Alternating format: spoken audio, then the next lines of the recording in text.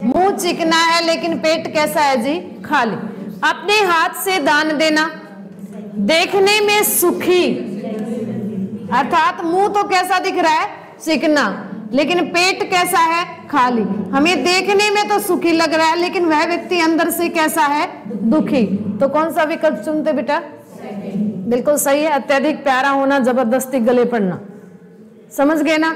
लोकोक्तियों में भी बड़े ध्यान से बेटा अर्थ वाली बात की जाएगी, ठीक है? ध्यान ये रखना है, बिल्कुल सीधी बात कहीं भी नहीं होगी। अगर सीधा सा अर्थ मैं दे देती इसका कि मुंह चिकना हो जाना, पेट खाली होना, भूख लगना, ऐसा भाव कहीं भी नहीं होगा, तो अर्थ वाली बात आपको वहां चुननी है। निम्न में से सही संधि युक्त शब्द कौन सा है? यहां भी बेटा उपसर्ग, प्रत्यय और संधि समास में आपको एक बात विशेष ध्यान रखनी है। क्या बेटा? मान लो एक विकल्प समझ नहीं आया, उसको छोड़िए, आगे बढ़ जाइए। बेटा ऐसा हो सकता है आपको 3 पता लग जाए, 3 पता लग गए, जो नहीं पता लगा वो क्या होगा आपका उत्तर। देखो इधर, युधि जमा स्थिर। मान लो किसी को बात समझ में ना आए, ठ है और थ है, छोड़ दो 1 मिनट के लिए, कहां भाग के जाना है? इधर आओ। गुरु जमा उपदेश, क्या बना दिया? ओ बना दिया। ध्यान से देखो बेटा, ऊ और ऊ में क्या बनना था? हो गया गलत। बनना था जी दीर्घ संधि में, और आप लेके जा रहे हो कहां? गुण संधि की तरफ, है ना? अभी जमा इप्सा, ई और ई का मिलान क्या कर दी? छोटी। गलत है जी नियम। गति जमा अवरोध, ई और अ, ई में भिन्न स्वर मिलता है, क्या बनता है? बिल्कुल बनता है ये। लेकिन इसने बेटा यहाँ अ था तो यहाँ य होना चाहिए था। शब्द में उसने क्या प्रयोग कर दिया? आ प्रयोग कर दिया। यहाँ अवरोध शब्द होता ना, अवरोध, तो आपका ये शब्द बन जाता। अस्वर है तो अ का ही तो प्रयोग करोगे। कौन सी संधि बन रही है? ये यण संधि। य से बेटा पहले वाला व्यंजन आधा, ध्यान रखिए। व से, य से, र से पहले व्यंजन आधे हैं, तो आपका कौन सा संधि बनेगी? यण संधि। तो क्या पूछा था? सही। विकल्प एक ही तो बचा है।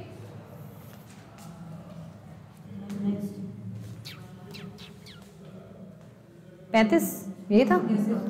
निम्नलिखित वर्णों के संदर्भ में कौन सा विकल्प असंगत है? एक प्रश्न ऐसा जरूर होना है वर्णमाला से। सबकी हो चुकी, कोई ये नहीं कह सकता मेरी नहीं हुई। पहला विकल्प देखिए बेटा, किसकी बात की गई है? य को लेकर। पहला देख लो पहले। यह को उसने कहा तालव्य में है।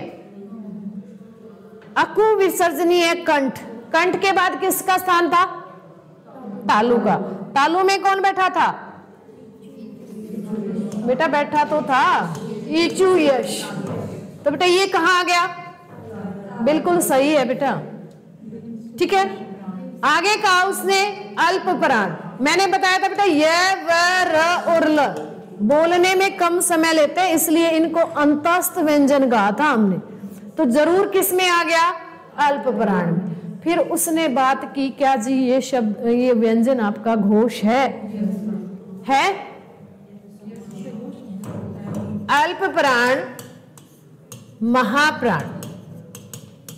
बेटा अघोष और सघोष कह लो, या जैसे इसने प्रयोग किया शब्द को घोष कह लो। मैंने दोनों बातें आपको बता रखी। अब आपको बेटा ये 4 चीजें जरूर होनी चाहिए। अल्प प्राण में था बेटा कौन सी ध्वनि? पहली, तीसरी, पांचवी। कौन सी बची थी? दूसरी, चौथी। यहां अल्प था तो बेटा छोटा था, य, र, ल और व। महाप्राण में क्या बचा था? श, श, स और ह। स्थिति स्पष्ट है। मैंने कहा था बेटा अ में जो लिखो ना, वो अ में ना लिखकर स में लिख देना। ये स्थिति बताई थी ना। यहां से एक आप अ में ना लिखकर स में लिखोगे, ध्यान रखना। लेकिन यहां एक छोड़ एक है, तो यहां क्या है? बोलिए। हाँ, अ में अ लिखना है बिल्कुल, 1 और 2, यहाँ 3 है, यहाँ 2 है, और यहाँ क्या रहेगा 3, 4 और 5। अब इस स्थिति को बदलना है, यह अलावा को बेटा यहाँ लिखना था, पर एक परिवर्तन और आना था, कौन सा? हाँ, ह यहाँ न रहकर किसके साथ आएगा? अंतस्थ के साथ आएगा। ये याद करने हैं आपको, प्रश्न जरूर मिलेगा। अब देख लो, उसने यह को क्या कहा बेटा? घोष कहा है? तो विकल्प कैसा हो गया? गलत वाला चुनना था, ये तो विकल्प आपका सही हो गया। आगे बढ़िए, ई की बात की गई बेटा, ईचु यश, ई था ना तालु में, है जी, हर्ष स्वर है, हर्ष है, बिल्कुल है। अवृत्तमुखी, तुमने कहा था ना अवृत्ताकार, वो आरेख याद है? अब आपके बेटा यहाँ बैठे थे ना आगे वाले भाग में, पीछे वाले भाग में ऊ थे, अगला भाग क्या था? अवृत्ताकार, और पिछला भाग क्या था? वृत्ताकार। वहां से प्रश्न, तो तीनों चीज क्या सही नहीं होगी बेटा? यहाँ देख लो कितने प्रश्न बन गए एक प्रश्न में। 6 प्रश्न तो तुमने हल कर लिए ना। और एस्टेट वालों की बेटा यही बात होती है विशेष, वो उलझा के रखते हैं आपको, और वो जो प्रेशर होता है ना फिर पेपर का, उस प्रेशर में हम आधी चीजें गलत करके आते हैं। आगे बढ़िए, ब, ओष्ठ में क्या है?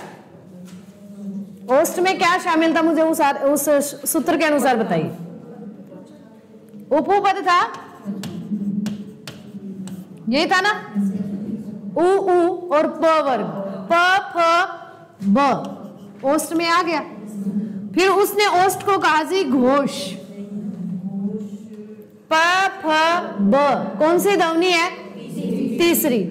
तीसरी घोष में है, ये भी बात सही हो गई। फिर उसने कहा जी अल्प प्राण, तीसरी ध्वनि अल्प प्राण, नहीं हो तो देख लो, है ना? तो बेटा बात तो यही गड़बड़ आएगी, वैसे देख लो अगर देखना तो। इस सकार को उसने क्या कहा? मूर्धन्य है, ये तो मैंने वैसे ही याद करवा रखा है, मूर्धन्य हो गया। आगे उसने कहा जी अल्प प्राण है, देखो बेटा बात बदल गई, ये हमारा किस में लिखा जाता है? महाप्राण, ये गलत हो गया, तो विकल्प गलत चुनना था, यही हो गया। कई बार देखो सारे देखने पड़ते हैं, कई बार पहले दूसरे में ही पता लग जाता है। अब देखो कितने प्रश्न थे, तो बेटा ये अल्प प्राण, महाप्राण, स्वघोष, अघोष, वो आरेख और वो सूत्र, ये बहुत अच्छे से आपको आने चाहिए। आगे बढ़े, प्रत्यय की दृष्टि से असम्मिलित, वही बात है, गलत वाली बात बतानी थी। बताइए, भागिनी शब्द है बेटा, भगिनी जमा य, वार्धक्य वर्धक जमा य, ऐश्वर्य ईश्वर जमा य, और वैशिष्ट विशिष्ट जमा य। देखो एक तरीका आप लगा सकते हो अगर ध्यान से लगाना चाहो। बेटा जब उपसर्ग और प्रत्यय की बात करती है ना, शब्द को उच्चारण करके देखिए, जो साउंड होते हैं ना बेटा, स्पष्ट दिखाई देते हैं कई शब्दों में कि अंत में साउंड किस प्रत्यय की आ रही है। पहला शब्द देखो, आपने क्या बोला है? भागिने, ए, यहां आता है बेटा अय प्रत्यय, क्या दिया है? य है ना, ए और य, सब में बेटा यह है। वार्धक्य य, ऐश्वर्य य, वैशिष्ट्य य, यहां विकल्प होता ये, अय प्रत्यय है इसमें। ठीक है, उच्चारण से पता लग जाता है शब्दों को।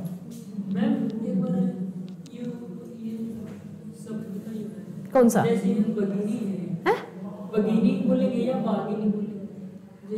भागिने है, ये भागिने शब्द है, वो भगिनी शब्द भी होता है। वो किसके लिए आता है? भगिनी का क्या अर्थ होता है? भगिनी क्या होता है? हाँ, संस्कृत में बोलते तो बेटा संस्कृत शब्द ही है। उपसर्ग से निर्मित शब्दों के संदर्भ में कौन सा? वही आ गया, असंगत, देखो असंगत वाली बात ज्यादा होती है, नहीं वाली बात स्टेट में ज्यादा होती। अगर एक दो प्रश्न नहीं वाले होंगे ना शुरू में, अंत तक चले जाना पेपर में नहीं नहीं नहीं नहीं ज्यादा होता है। देखिए, प्रियंक से बनाया, परि जमा अंक, कौन सी संधि हो गई?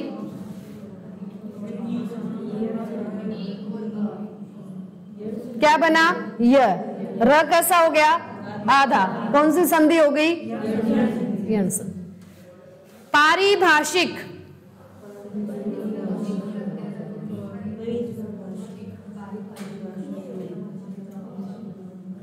कौन सा लगा? एक प्रत्यय लगा, उपसर्ग की बात हो रही बेटा, प्रत्यय उपसर्ग दोनों होते हैं सक्ष। परिभाषा और इक, इस शब्द में उपसर्ग भी है और इस शब्द में आपका प्रत्यय भी, ये बन गई शब्द। पर्यूषण, प्री जमा भूषण, पर्यूषण हो गया। आगे बढ़िए। अत्युक्ति, अति जमा उक्ति, युक्ति नहीं उक्ति, वही बेटा यण संधि बनी है। अति जमा उक्ति, अतीत, अति जमा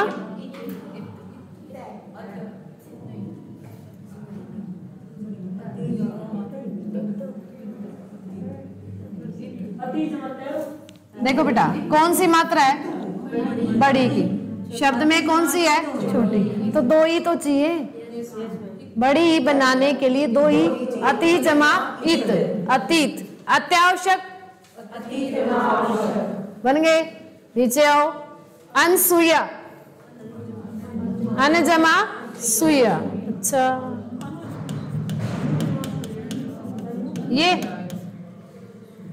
ये बनेगा। संशय बन गया ना? संशय बना। रुको, आगे बढ़ो। अंधिकार, अच्छा, अन्य जमा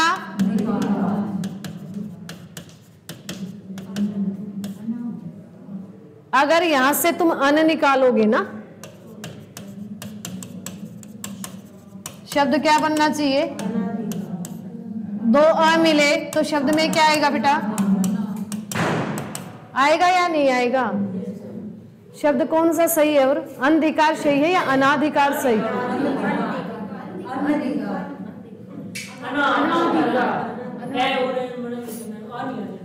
बनता क्या है फिर? वर्तनी की का पेज निकाल कर देख लो। जब ये शब्द मैंने वर्तनी में बोला था ना, मैंने संधि विच्छेद करके उपसर्ग निकाल के बोली। आ गए बात पर। शब्द बेटा अंधिकार ही होता है, लेकिन उस अंधिकार के लिए मुझे कौन सा उपसर्ग चाहिए? अन्न चाहिए था। और इसमें क्या दिया गया है? असंगत बताना था। लिखवा रखा है वर्तनी में शब्द। राहुल देख ले कॉपी में। वर्तनी, संधि, उपसर्ग, प्रत्यय। बेटा घूमते हैं एक दूसरे के चारों तरफ, समझ गए? आगे बढ़ो। शब्द प्रकृति की दृष्टि से असंगत गलत बता दो। तत्सम तद्भव देशज विदेशज वो बातें थी। ध्यान से देखो। गोस्वामी, गो एक तरह से आपको संस्कृत शब्द लग रहा है ना, संस्कृत लग रहा है तो बेटा पक्का तत्सम। मुकदमा नहीं, बिल्कुल नहीं है। फिर भी आगे बढ़ो। पंख शब्द तद्भव, देखो कितनी बार आ गया है। उस दिन जिस दिन हमने पढ़ा था उस दिन के बाद हम कई बार पढ़ चुके हैं शब्द। ये बेटा तद्भव है, इसका तत्सम होता है पक्षा, या कई जगह बेटा पक्ष लिख देते हैं। तो इस पक्ष को ये मत सोचना वो पक्ष वाली बात है, तेरा मेरा पक्ष, वो वाला भाव नहीं है। ठीक है। तहसीलदार, तहसील और दार, देखो बेटा ये तो आपका विदेशी शब्द है और दार आपका संस्कृत शब्द, और दो शब्दों के मेल से जब एक शब्द बनता है वो मैंने क्या बता रखा है? संकर। एक ही तो विकल्प बच गया। मुकदमा शब्द देसी नहीं है, विदेशी शब्द में। और कहाँ लिखवा रखा है? हाँ, कहाँ लिखवाए थे? ये भी तो याद हो, अब कहाँ लिखवाए थे?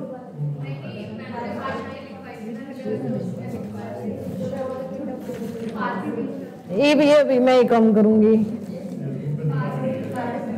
हैं बेटा। मैंने कहा था नहीं, उर्दू में कहा था, अरबी फारसी में।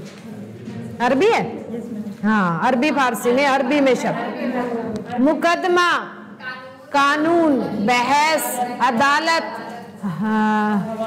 हवालात, सारे शब्द मैंने कहा था अरबी शब्द होते हैं। कुर्सी, कागज, ठीक है। तो ये शब्द आपका बेटा अरबी की तरफ जाएगा। तो कौन सा हो गया? विदेशी हो गया ना, देशज कैसे हो देख लो। वो पीछे से देख लेना बेटा, एक बार बता देना इनको, फोटो शेयर कर दो एक बार। वो शब्द तो शेयर कर ही दो ग्रुप में, ठीक है। जिनके नहीं हुए होंगे ना वो देख लेंगे बेटा एक बार। समास विग्रह की दृष्टि से कौन सा विकल्प असंगत है? गलत बताना है बेटा। समास गलत कौन सा है? शुभ अंकर, शुभ को करने वाला, नहीं पता जी हमें क्या होता है। चलो आगे। रस मलाई, रस में डूबी हुई मलाई। नव युवक, नौ युवकों का। मैंने कहा था ना एक पर दिमाग खर्च नहीं करना है। दिमाग जब लगाओगे जब चारों विकल्प पढ़ लोगे। सोचना ही नहीं था, हम आगे बढ़ते जा रहे थे, हमें एक ऐसा शब्द मिल गया जो हमें पता 100% गलत है। नवयुवक बेटे 9 युवकों का समूह नहीं होता। नवयुवक नया है जो युवक, जवान है जो युवक। नवयुवक कौन सा होता है यहाँ पर फिर? हाँ कर्मधारी होता बेटा। नया है जो युवक, युवक की विशेषता नहीं बता रहे हो आप। शुभ अंकर में बताओ कौन सा समास है?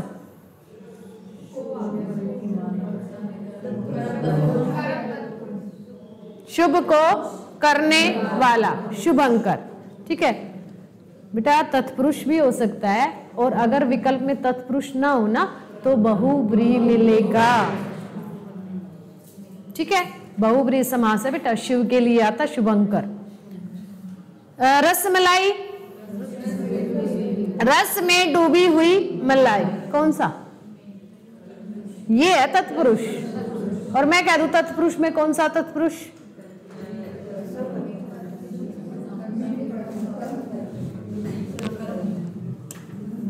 ध्यान दे लो इधर, 2 पद हो गए, रस और मलाई। ये क्या निकल कर आए हैं बेटा? हाँ लुप्त पद तत्पुरुष समास। बेटा अगर सीधा में निकल कर आता तो हम अधिकरण तत्पुरुष कह देते। मैंने कहा है बेटा में के साथ यदि आपके पद भी बाहर आ रहे हैं तो ये किस में जाएगा? लुप्त पद तत्पुरुष समास कहलाएगा, जहां पदों का लोप हो जाता है। पर्ण कुटी, पर्ण से बनी हुई कुटी। दही बड़ा, दही में डूबा हुआ बड़ा। समझ गए? आगे आओ। शाखा मृग मैंने लिखवाया था, किस में लिखवाया था? बंदर आ गया। बंदर है तो किस में? बहुब्रीहि समास लिखवाया था ना। चलो असंगत बताना है बेटा। सातत्य अव्यय से निर्मित भाववाचक संज्ञा है।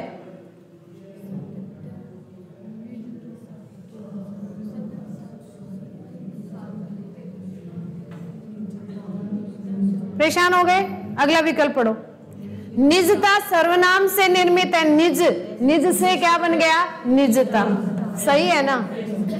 रोगिणी भाववाचक संज्ञा से निर्मित क्या है? विशेषण।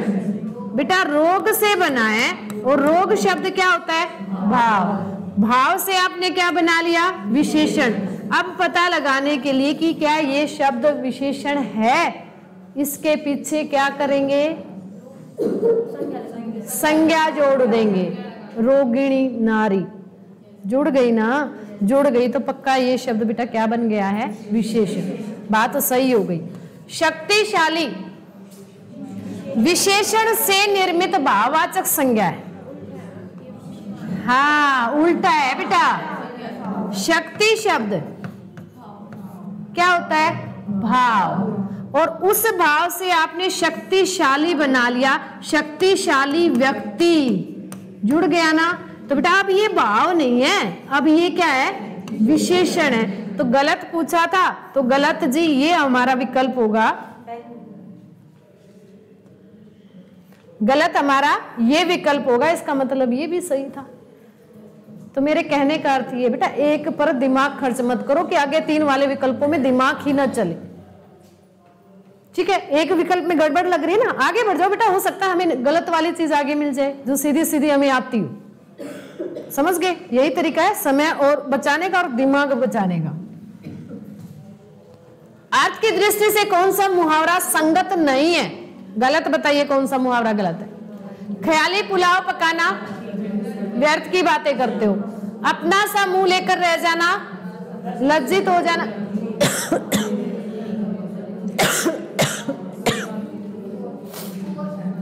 तीनों आते थे ना, आते थे ना, सोचना ही मत। ओट का सुई की नोक से, देखो क्या दिया है, शक्तिशाली का कमजोर होना। ये बात नहीं होती बेटा, ऊंट को सुई की नोक से निकालना असंभव है, तो ये असंभव कार्य आता है यहां पर। ठीक है, ठीक है, असंभव बात कहना जो नहीं हो सकता बेटा, वो बात आप कर रहे हो। तो कौन सा विकल्प गलत हो गया? 4। सचिन क्रिकेट खेलता है, उक्त वाक्य को कर्म वाच्य में बदल लिए। तो पुराना कोई नहीं बोलेगा, ये नहीं बोलेंगे इवनिंग वाले, पुराना कोई नहीं बोलेगा।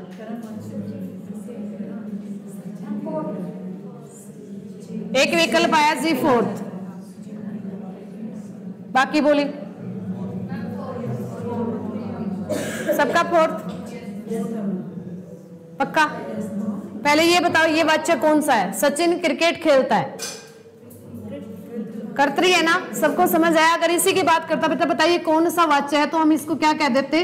कर्तरी, क्योंकि कर्ता के साथ बेटा शून्य विभक्ति है, कर्ता के साथ कर्तरी हो गया।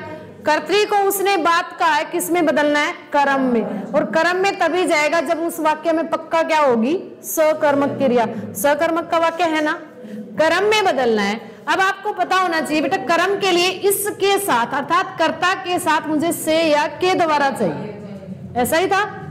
अब देखो, से यहां लगा हुआ है, के द्वारा यहां लगा हुआ है, तुमने दोनों में से एक को कैसे निकाला? मुझे भी बता दीजिए। हाँ, आपको काल का भी ध्यान रखना है। वाक्य बेटा यहां से दोनों ठीक थे, सचिन से भी कह सकते हो, सचिन के द्वारा भी आप कह सकते हो, ठीक है। लेकिन जैसे ही आप आगे बढ़े, आपने देखा यहां तो क्या था और यहां क्या है। तो वाक्य कौन सा होगा? खेलता है, वर्तमान में जाएगा बेटा, काल का भी ध्यान रखना है, ठीक है। आगे बढ़े, आगे बढ़ो। किस विकल्प में सभी क्रियाएं कैसी हैं? और अकर्मक क्रिया क्या होती है? क्रिया का प्रभाव सीधा किस पर आएगा? कर्ता पर। वो क्रिया जी अकर्मक होती है। देखो बेटा, चलना है आपका ही होगा या मेरा ही होगा? मुस्कुराना भी हमारा अपना होता है, खिलना, यहां गड़बड़ है, आगे बढ़ो। दौड़ना हमारा होगा, रूठना भी मेरा होगा, लिखना यहां भी हो सकता है, चलो कोई बात नहीं। हंसना, खाना, सोना, खाने में भी कुछ हो सकता है ना। रोना, उठना, काटना। अब देखो, आपको 4 शब्द में डाउट था। अब देखो बेटा, काटने में कुछ शामिल हो सकता है, आप सब्जी काट रहे हो, फल काट रहे हो। खाने में अमरूद खा रहे हो, मिठाई खा रहे हो। लिखने में पत्र लिख रहे हो या निबंध लिख रहे हो। लेकिन जो बेटा ये खिलना था, ये किस पर घटित होगा? एक तरह से फूल खिलता है तो बेटा घटित किस पे हुआ? कर्ता पर। ये भी किसी पर घटित होता ना। तो कौन सी क्रिया पूछी थी? अकर्म। ये विकल्प हो जाता। शब्दों में ऐसे पूछते हैं, अकर्मक सकर्मक। आया समझ में? आगे बढ़े, चलो। कौन सा विकल्प सही नहीं है बेटा? वाक्य आ गए हैं। पहली बात बताओ, ये वाक्य किस आधार पर बने थे? विस्मय बोधक, निषेध, इच्छा, संकेत। हाँ, अर्थ के आधार पर वाक्य की बात चल रही है बेटा। अर्थ के आधार पर वाक्य हमने कितने प्रकार के पढ़े थे? अब आ जाओ। दुष्ट, तुझे धिक्कार है। जहां ये देखा मैंने क्या बताया था, क्या कह देना? विस्मय, बात खत्म। मैंने मां का कहना नहीं है तो बेटा निषेध है 100%। हो सकता है, हो सकता है अर्थात कार्य के होने में क्या है? संदेह। और उसने क्या दे दिया? गलत है बेटा, गलत ही निकालना था ना, ये गलत निकल गया। अगला देख लो, समय पर भोजन करोगे तो, यदि ये करोगे तो ये काम हो जाएगा, संकेत है ना। बिल्कुल सही बात की हुई है ना। आगे बढ़ो। दादुर, भेक, शालुर शब्द किसके पर्यायवाची? पर्यायवाची में बेटा एक मदद ये हो सकती, कोई एक तो पता हो। यहाँ एक तो सबको पता होना चाहिए बेटा। ये शब्द सामान्य है। दादुर किसके लिए करते हो? मेंढक के लिए। हो गया विकल्प। समस्या वहां आ सकती है जब एक ऊपर मेंढक लिख के नीचे 4 विकल्प बना दे अलग अलग। ऐसे में समस्या नहीं आई, क्योंकि दादुर पढ़ते ही हमें पता था दादुर मेंढक के लिए है, हमने आगे पढ़ने की भी जरूरत नहीं है। बात खत्म हो गई वहीं पर। आया समझ में? चलें आगे। चल, अब लग रहा है कुछ हिंदी आती है, लग रहा तुम्हें देखकर ना मेरा बीपी डाउन हो रहा है काफी दिनों से। तुम ऐसे ऐसी बातें करते हो ना। किस भाववाचक संज्ञा का निर्माण व्यक्तिवाचक संज्ञा से हुआ है बेटा? व्यक्ति से हुआ है, भाव व्यक्ति से बना है। देखो, बचपन कहां से बना है? कैशोर्य कहां से बना है? दोनों शब्द बताओ कौन से? बच्चा और किशोर। जाति होती है, जाति से क्या बना? भाव। क्या बताना है? व्यक्ति। ऐश्वर्य बेटा अभी थोड़ी देर पढ़े पढ़े, ईश्वर में यह प्रत्यय होता है तो ऐश्वर्य हो जाता है। अभी थोड़ी देर पहले प्रश्न। मातृत्व, माता में बना है जो कुछ बना है। अब ये ध्यान रखना, ये ऐसे शब्द जो होते हैं वो भाव होते हैं सारे। अब यहां से निकालो ईश्वर या माता। ईश्वर, और सब सहमत हो ईश्वर शब्द से?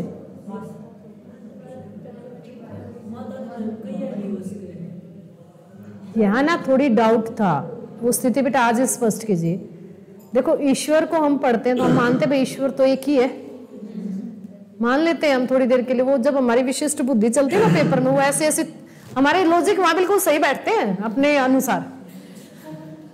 ईश्वर बेटा देखने में आपको लगेगा भाई ईश्वर तो एक ही है तो व्यक्तिवाचक में रखा जाना चाहिए, लेकिन बेटा ईश्वर में क्या कहा गया कि ईश्वर शब्द को एक नहीं माना। ईश्वर शब्द को याद रखना किस में रखना है? ये जो शब्द है ना माता, इसको हमेशा व्यक्तिवाचक में रखना। क्योंकि कारण सुनो, अगर माता कह दिया ना तो बेटा मेरी माता, वो माता केवल अपनी के लिए बात होगी, सभी माताओं की वो वहां बात नहीं होगी। माता शब्द जाएगा वो किस में रखा जाना चाहिए? व्यक्तिवाचक में, क्योंकि माता का अर्थ यहां ये हो गया कि मेरी माँ, बात खत्म। और मेरी माँ तो एक ही है, एक ही है ना, तो एक है तो यहां ये शब्द बेटा थोड़ा सा इस शब्द को हाईलाइट रखना, ये आपको परेशान कर सकता है। अब याद रहना, माता जहां आ गया ना वो व्यक्तिवाचक में रहेगा, ठीक है। यहां इन दोनों में ही वो थी गड़बड़ की, किसको माने, ईश्वर को माने या माता को माने। आगे बढ़िए। संकेतार्थक वाक्य वही अर्थ के आधार पर, बिल्कुल सही। यदि तुम आओ तो मैं चलूं। बेटा दो क्रियाएं यदि एक दूसरे पर निर्भर कर रही हैं तो वो वाक्य हमारा कौन सा होता है? ठीक है। प्रियतम मेरा मित्र है, कौन सा वाक्य कहोगे? संकेत के आधार पर बता दो।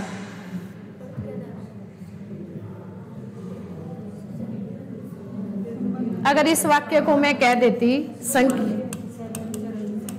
बेटा संबंध कहाँ आ गया उसमें?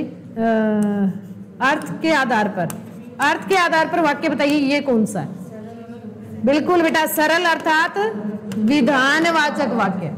हो सकता है, कौन सा आ गया, संदेह। राजेश अपना कमरा साफ करो, आज्ञा।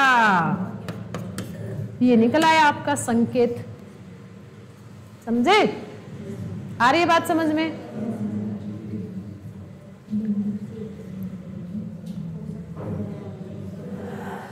अनुचित बताओ, प्रत्यय की दृष्टि से जो आपको अनुचित लगे।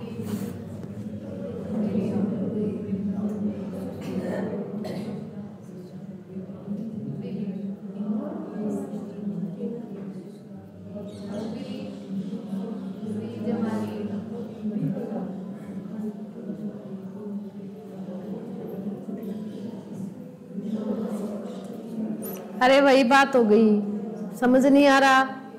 मुरेला एला जी पता नहीं, कटीला ईला पता नहीं, विलीन। बेटा विलीन तो ऐसा शब्द था, अगर इसमें तो तुम ईन निकाल दोगे क्या बचेगा? कुछ नहीं होता ना, विल कुछ नहीं होता, कुछ नहीं होता तो जी पक्का यहां गड़बड़ है। देखो बेटा यहां पर प्रत्यय नहीं लगा, यहां पर क्या लगा है, उपसर्ग लगा है। लीन शब्द होता है हिंदी का, और उसमें वी शब्द आपका सॉरी शब्दांश लगा, उपसर्ग लगा, तो वी जमा लीन। ईन नहीं है, यहां प्रत्यय लगा ही नहीं है इस शब्द में, तो वो पकड़ लो जो आता है। ठीक है। ससुराल में आल बिल्कुल सही है।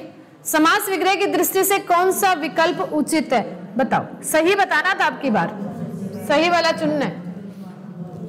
हथकरघा हाथों से चलने वाला करघा, भुजंग भूमि में जन्म लेने वाला, देशभक्ति देश के द्वारा भक्ति। तो बेटा सही बताना है। मैंने देखो मुझे पता था तुम अब तक यहाँ चल रहे हो, पेपर में भी यही घटना घटेगी। जब हम कई प्रश्न नहीं के करेंगे ना, तो एक हाँ वाला पक्का गलत होना है।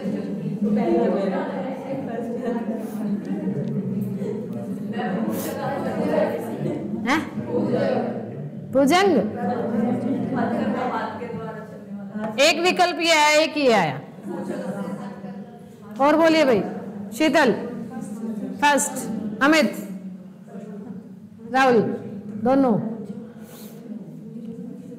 पक्का? जिन्होंने फर्स्ट निकाला बाकी तीन के मुझे सही करके देंगे। बताओ भुजंग का क्या कहोगे फिर? सांप होता है, भूमि पर रेंगने वाला होता है। जो बेटा रेंगता है ना वो भुजंग, भुजंग अर्थात सांप। देशभक्ति देश के लिए भक्ति होती है। पशु बलि पशु की बलि होती है। दो शब्द वहां याद रखना, मैंने कहा था काक बलि और भूत बलि। सुनो इधर, पशु बलि होगा तो क्या आएगा? पशु की बलि आएगा। पहली बात। दो शब्द मैंने हाईलाइट करके लिखवाए थे, काक बलि और भूत बलि। वहां बेटा वहां लगेगी के लिए विभक्ति, भूत के लिए बलि और काक के लिए बलि, वहां के लिए आएगा। नर बलि होगा तो नर की भी बलि होती है बेटा, नर की बलि। समझ गए? उन दो शब्दों में के लिए लगेगा, ध्यान रखना। रख लोगे याद? चल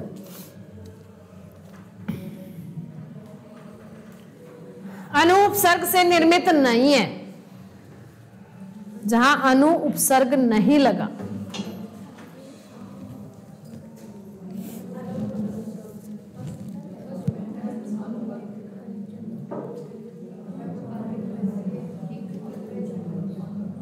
बिल्कुल सही। बेटा पहला जो है आनुपातिक, उसमें इक प्रत्यय लगा है और शब्द क्या है? अनुपात। अनुपात जमा इक, इक लगने से क्या बन गया? आ बन गया। आनुपातिक। बाकी देखो बेटा, अनु जमा दात, अनु जमा उदित, दीर्घ संधि होगी, और अनु जमा रंजक। तो यहां पर शब्द अनुपात है बेटा, और अनुपात में इक प्रत्यय जुड़ा है, तो ये नहीं है आपका। समझे? तो उपसर्ग प्रत्यय में बेटा कोई विशेष नियम नहीं है, केवल तुम्हें ये ध्यान रखना है जो उपसर्ग प्रत्यय होते हैं बेटा वो शब्द नहीं होते, वो हमारे क्या होते हैं? शब्दांश होते हैं। एक उपसर्ग को लेकर विशेष ध्यान रखना बेटा, हमेशा जब तुम उपसर्ग निकालने की कोई बात करेगा ना, केवल ये सकार निकालना, सामने चाहे कोई भी शब्द हो जाए। जैसे मैं कह दूं दुष्कर है, शब्द में क्या है, कौन सा है, मूर्धन्य है। हमेशा आप बस एक ही बात यहां याद रखो, जब भी उपसर्ग निकालने की बात होती है बेटा, चाहे मूर्धन्य से हो चाहे आपका ये वाला हो, ये क्या कहेंगे इसको, तालब है। हमेशा बाहर कौन सा आएगा, बस ये बात याद रख लेना, समझ गए। दुशासन कौन सा प्रयोग हुआ है, लेकिन निकल कर क्या आएगा, ये आएगा बेटा, और यहां भी निकल कर ये आएगा, बस ये याद रख लेना, बाकी नहीं है कुछ। और अगर और मेहरबानी थोड़ी सी कर सको तो एक बार किसी भी किताब में से उपसर्ग और प्रत्यय पढ़ लेना, कौन कौन से होते हैं। पढ़ने से याद नहीं करने, मात्र मैंने कहा पढ़ लो, पढ़ने से क्या होगा आपको पता लग जाएगा बेटा ये उपसर्ग होता है या नहीं होता है। कई बार कुछ दे देता है उपसर्ग में, कुछ प्रत्यय में दे देता है, तो आपको पता हो, थोड़ा सा पता हो बस।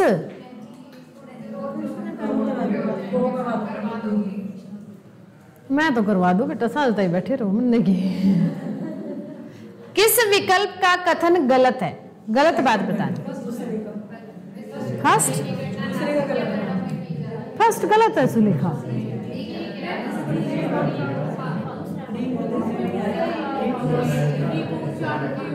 ऋतुरस, कंठ, तालु, मूर्धा, अकु विसर्जनीय, इचु, यस और ऋतुरस। री तो बेटा पक्का होता है मूर्धा में, री से ही बनता है मूर्धा। विसर्ग ध्वनि की गणना नासिक के वर्णों में की जाती है।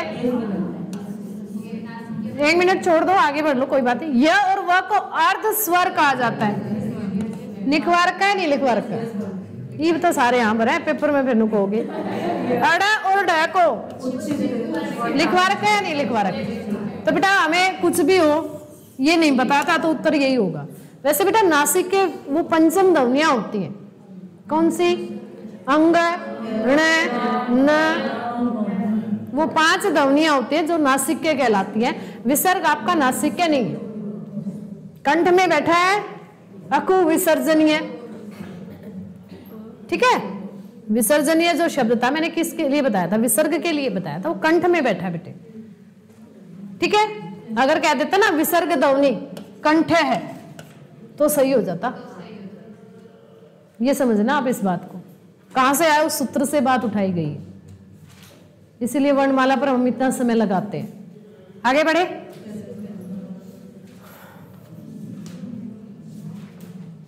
सभी शब्द विदेशज हैं, कुछ नहीं बेटा, एक शब्द को पकड़ के चलते हैं। देखो इनमें था, पर ये शब्द हमें क्या लगा, विदेशज है, तत्सम शब्द है ना, संस्कृत में प्रयोग करते हैं। कारीगर अतिशयोक्त, देखो ये देखकर पक्का हो गया, विदेशी तो नहीं है जी। मुमकिन, अमूमन, पक्ष, क्षेत्र, जहां भी होगा वो शब्द हमेशा क्या होना है, तत्सम होना है। बस हमने क्या करना है, अगला पढ़ के यही होगा जी। फिर किस्सा, स्कूल और हमला। तो बेटा देखो ये चीजें ऐसे प्रश्नों में ये चीजें मदद करेंगी। सबका सबको नहीं पता होता, शब्द रटे नहीं जाते हैं कहीं भी, ठीक है। पर्यायवाची शब्दों के संदर्भ में गलत बताना है बेटे। जीव, वाचा, रसना और वाणी, सही लग रहा है, लग रहा है सही, फिर भी आगे बढ़ो बेटा। अहंकार, दंभ, दर्प और घमंड, मद, सही है। असंगत बताना था, हाँ ये तो ठीक हो गया ना, मैं भी कहूं ये भी तो ठीक है, पर असंगत था। किरण, रश्मि, मयूख, प्रभा, बिल्कुल सही है बेटा। यहां गड़बड़ होगी फिर कुछ ना कुछ। अरे मधु, दूत, अति, सौरभ, नहीं गलत है। प्रियक, प्रियक होता है कौवा, नहीं होता है, विकल्प गलत है, ठीक है। गलत चुनना था, गलत चुन लिया, आगे बढ़ो। किस वाक्य में परिमाणवाचक विशेषण, परिमाणवाचक विशेषण कौन सा होता है, माप तोल संबंधी विशेषण। देखो एक बार, पढ़िए।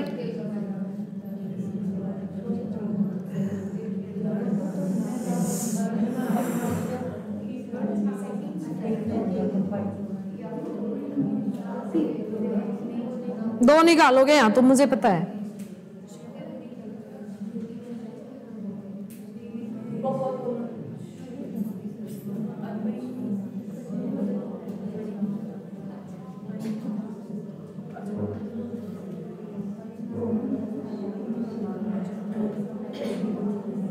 कौन सा चुना? कौन सा?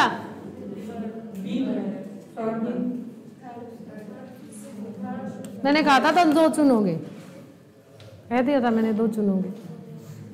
अब दोनों वाक्य में बेटा अंतर देखो, क्या दोनों में एक ही बात है? जो दूसरा कह रहे हैं वो कौन कौन कह रहे हैं? अमित कारण बता। जो थर्ड वाला है इसमें जो काम है वो कंटिन्यू है, जैसे परिमाण है वो बाद के उसके लिए दिया गया, ये जैसे वर्तमान में है। हाँ इसमें खेल का मैदान लंबा है। हाँ तो कोई परिमाण नहीं है उसमें।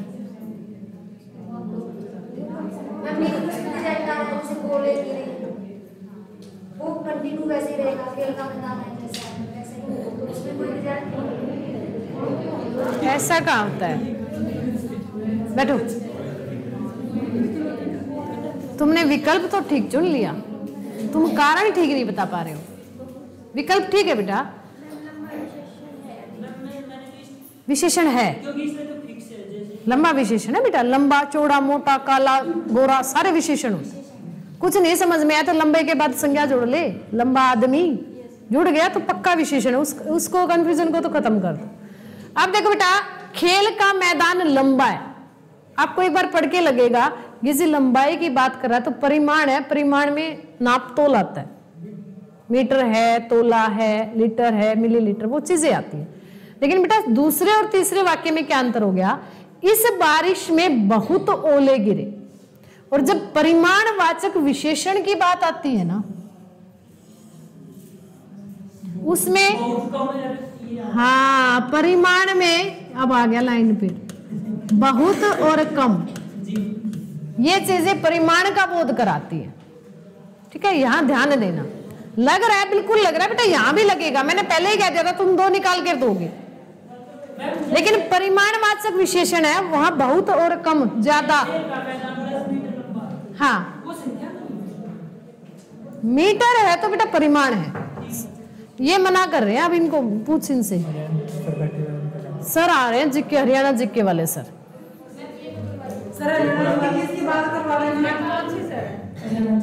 जो इवनिंग में आते हैं, ये तो करवा रही हूँ। विपत्ति के समय थोड़ी सहायता भी बड़ी होती है। देखिए इधर, डूबते को तिनके, समझ गए ना भाई? कठिनाई हो तो थोड़ी सी सहायता मिल जाए तो हम पार हो जाएंगे। तो बेटा यही है, चुपड़ी और दो दो हैं, ये क्या है? 4 दिन की चांदनी फिर अंधेरी रात, आम के आम गुठलियों के दाम। कौन सा विकल्प हो गया? ठीक था। 40 नहीं होंगे प्रश्न इसमें, आगे तो पेपर ही बदल जाएगा। 5 हो रहते हैं। किस वाक्य में सर्वनाम संबंधी अशुद्धि है? सर्वनाम की गड़बड़ कहां पर है? तुम्हारी पुस्तक यह है, नहीं वह है। मैं अपना कार्य कर रहा हूं, जिसने भी खाया है सराया है, मेरे को कुछ भी याद नहीं आ रहा। ये प्रयोग कभी नहीं होता बेटा। मेरा है तो मैं करता हूं, कर्ता के साथ को विभक्ति नहीं होती है, कर्म के साथ को होती है। गलत हो गया। विलोम शब्द की दृष्टि से अनुचित युग्म,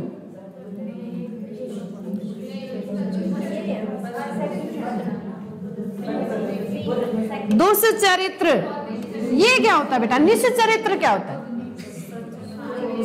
सदचरित्र आता है यहाँ पर, दुष्ट बुरा और सद अच्छा। तो ये सही है। नेक, विस्तृत, संक्षिप्त, मधुर और कटु। क्रिया के संबंध में कौन सा युग्म अनुचित है?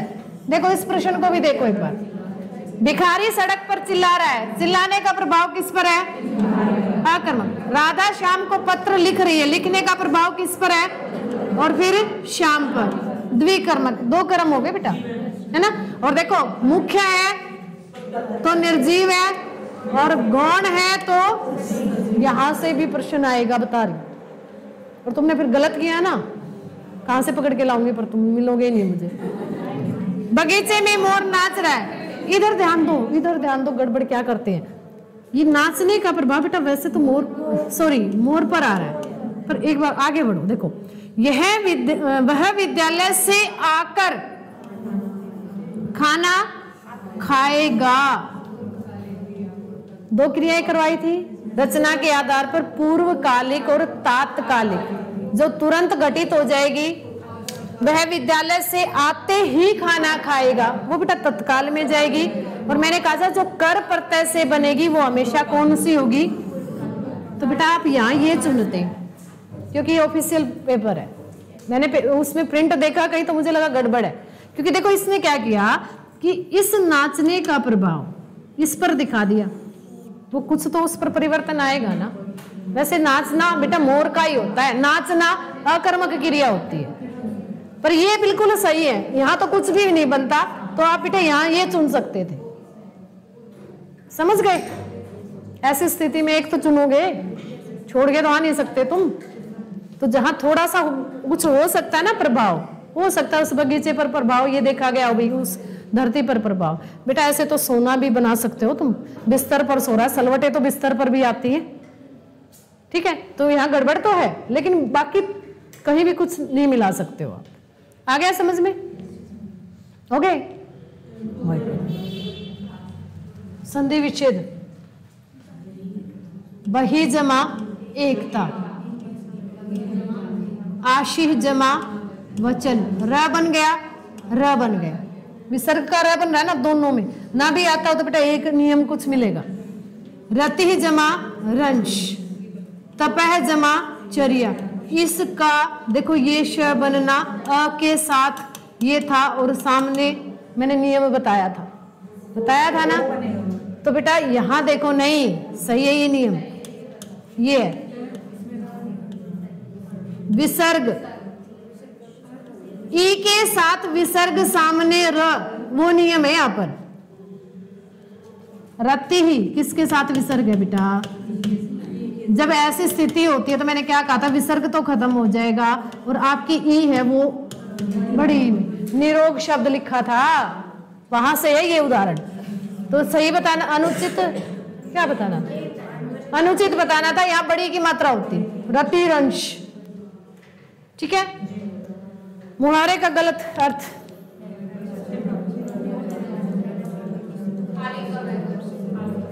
सही ना ऊपर वाले तीनों। करारा जवाब, चुप हो जाना, सिर का पसीना पांव तक, कठिन परिश्रम, बिल्कुल सही है।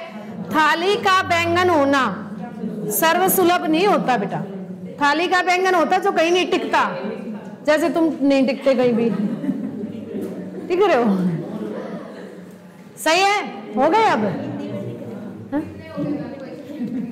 देखो आ गया शुभम,